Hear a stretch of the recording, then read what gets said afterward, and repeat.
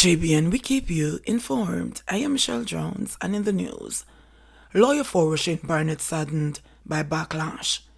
Please remember to subscribe, like, share, leave us a comment, and click the notification bell to receive our daily news items. Rushane Barnett's lawyer Tamika Harris has described as sad and surprising the venom that has been spewed in her direction as a result of her involvement in Barnett's case. Barnett has been accused of killing his cousin and her 4 children.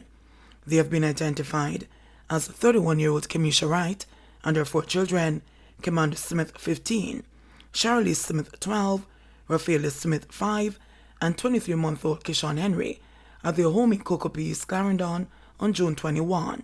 Harris, the court-appointed attorney for Barrett, has been subjected to a seemingly endless barrage of vile remarks because she dared to take on the case. It makes me feel sad that so many persons are not cognizant of the process.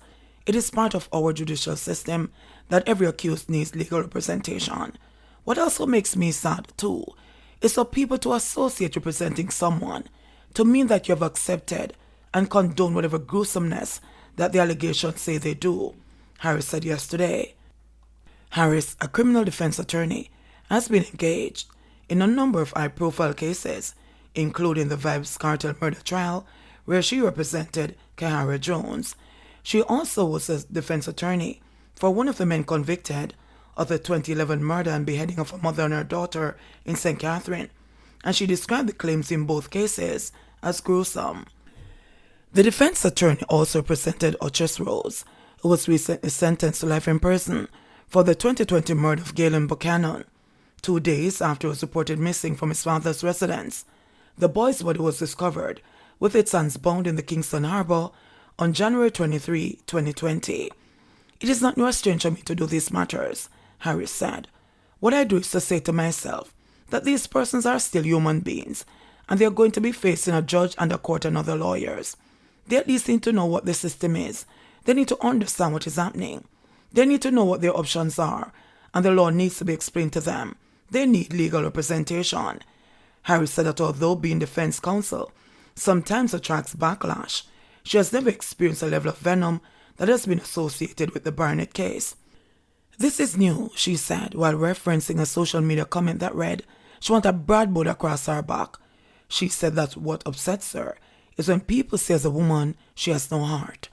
The gender bias is real, and the expectation of what a female attorney does and what a male attorney does.